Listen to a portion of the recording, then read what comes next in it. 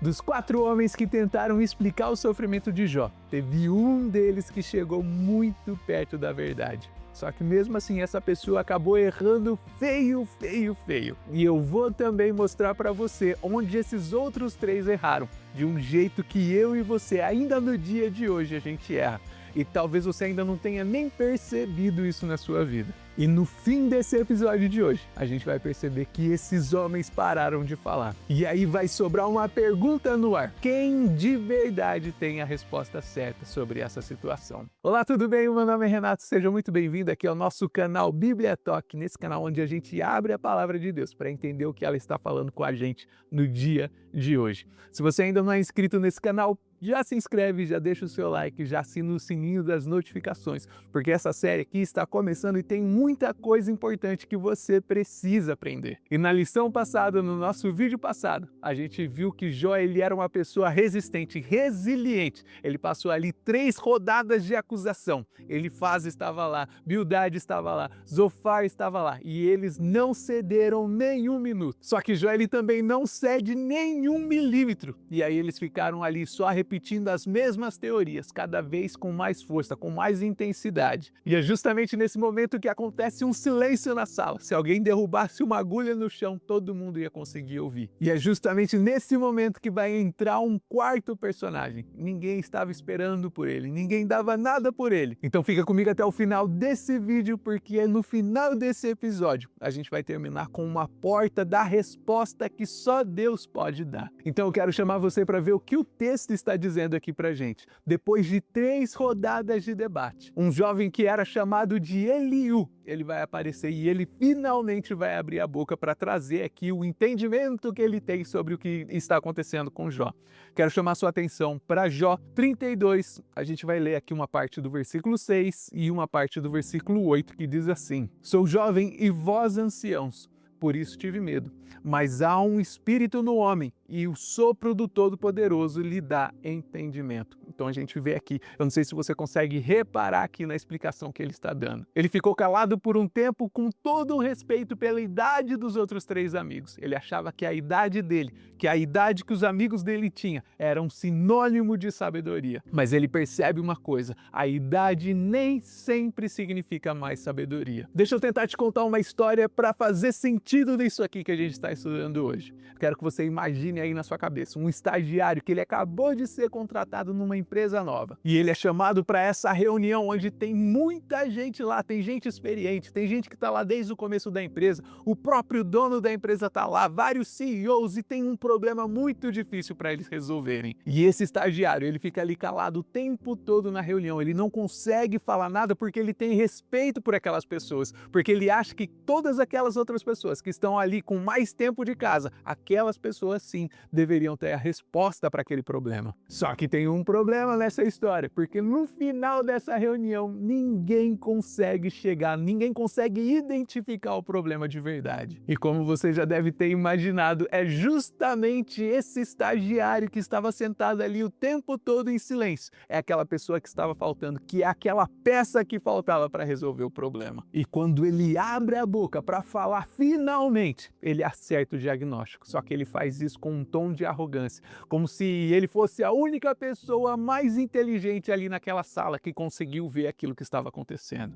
Ele entrega tudo o que eles precisavam, ele entrega o diagnóstico, mas ele faz isso de uma maneira horrível. Acaba sendo uma contribuição que poderia ter trazido ali a solução dos problemas. Ela acaba sendo recebida por todo mundo como sendo uma irritação, como sendo um desaforo por todas aquelas outras pessoas que estavam na sala. E eu quero chamar sua atenção de novo aqui para o que a gente acabou de ler. Eliú, ele tinha razão na coisa que ele estava falando, ele tinha razão, ele sabia do que ele estava falando, mas o problema foi a forma como ele falou isso. E isso acaba revelando o maior erro que ele teve. Então aqui para o nosso segundo ponto, a gente precisa entender, a gente precisa resolver qual que é essa ideia nova que Eliú está trazendo para a mesa. E a gente precisa ver o que o texto está dizendo para a gente. A gente vai ver isso aqui em Jó 33, 14 e 18. Ele vai dizer assim, ele começa dizendo assim: Contudo, Deus fala de um modo e ainda de outro, se o homem não lhe atenta. Próximo verso vai dizer assim: Para evitar o homem do que faz e esconder do homem a soberba. Então a gente entende aqui que ele está com uma coisa em mente, ele realmente tem alguma coisa na mente. Porque enquanto ele faz, enquanto Bildad, enquanto Zofar, eles diziam que o sofrimento era uma punição por causa do pecado, ele traz uma outra ideia aqui para cima da mesa. Ele vai dizer que o sofrimento ele pode ter uma resposta pedagógica para a vida do ser humano. Deus usa a dor, o sofrimento, não para castigar o homem, mas ele faz isso para transformar o caráter do homem. E ele faz isso justamente com o objetivo de livrar o homem da soberba. E essa soberba que poderia destruir a vida desse homem no futuro. E isso é o mais próximo da verdade que a gente consegue encontrar. É a teologia mais bem elaborada desses outros 3 amigos que eles tinham ali aconselhado Jó. Então esse ele chega muito perto, mas tem um problema enorme porque é o jeito que ele entrega essa verdade. Se você me conhece um pouco, você sabe que eu sou um fã de programas de culinária. Eu assisto MasterChef, Next Level Chef. Eu gosto muito, Pesadelo na Cozinha, então é meu favorito. E eu quero trazer um exemplo para você de um aprendiz de cozinha. E esse aprendiz ele acaba errando o ponto de um prato. E aí o chefe mais experiente ele chega ali para corrigir aquele aprendiz. Aí o chefe ele aponta exatamente onde está o problema naquele prato. É o tempero, talvez o ponto do fogo. E ele lista ali os motivos pelo qual que aquele prato deu errado.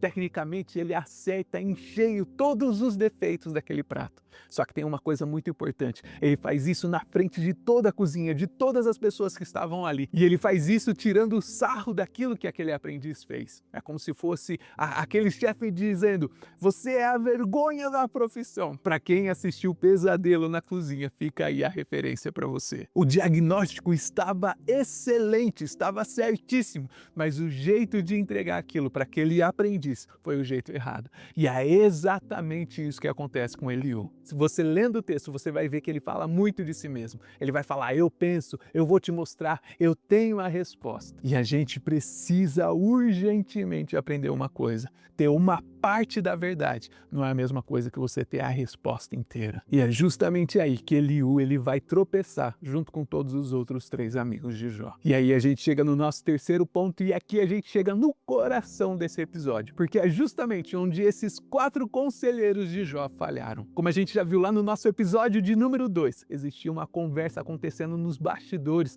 lá no céu, entre Deus e Satanás. Satanás ele tinha acusado Jó de servir a Deus por interesse. E Deus ele vai permitir a prova, para provar o contrário para Satanás. Só que o problema é que nenhum dos 4 amigos de Jó sabiam dessa informação. Nem Elifaz, nem Bildad, nem Zofar, nem Eliú. Então eles estavam tentando explicar um mistério para Jó que eles não tinham a informação completa. E mesmo sem a informação completa, eles vão fazer uma coisa que é absurdo, porque eles falam com tanta certeza que parece que eles estavam ali sabendo de tudo que estava acontecendo. Eliú vai até acertar falando que os outros estavam falhando no conceito de Deus. E ele vai fazer isso, ele vai falar isso lá em Jó 34. Mas ele também continua falando como se ele tivesse um acesso ao conselho celestial, como se ele soubesse o motivo exato do sofrimento de Jó.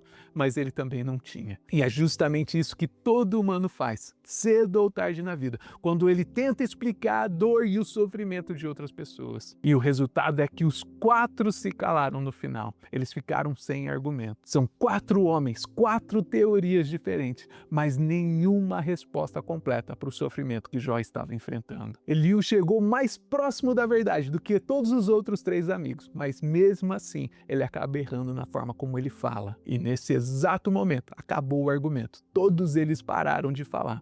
Só tem uma voz que ainda vai se pronunciar nesse enredo todo. Às vezes a gente quer ter a resposta para todos os sofrimentos da vida das pessoas. A gente quer ser aquela pessoa que tem a resposta pronta. Mas a melhor pessoa, a pessoa mais sábia da humanidade, até o conselho dessa pessoa tem um limite. E é exatamente aqui que a história de Jó, ela vai virar uma página muito importante. Porque na próxima lição, essa voz vai finalmente falar. Deus ele vai entrar nessa história e o que ele vai dizer vai mudar completamente tudo que Jó ele pensava sobre ele mesmo, sobre tudo que ele achava que ele sabia sobre o sofrimento, sobre a justiça e sobre si mesmo. Então, se esse vídeo de hoje, se esse episódio de hoje te ajudou de alguma forma, já deixa o seu like, compartilha com alguém que também precisa ouvir isso e me comenta aqui embaixo se você já recebeu um conselho desses da cabeça de alguém que parecia ter a a solução de todos os problemas. Talvez essa pessoa tivesse até o conteúdo certo, a forma certa, o diagnóstico certo, mas errou no tom quando falou com você. Conta aqui pra mim nos comentários que eu quero saber. E eu espero do fundo do meu coração, como sempre, que você tenha aprendido pelo menos uma coisa ou duas com esse vídeo de hoje. Que Deus em Cristo te abençoe. Eu te vejo no próximo vídeo, se Ele assim nos permitir. Um grande abraço.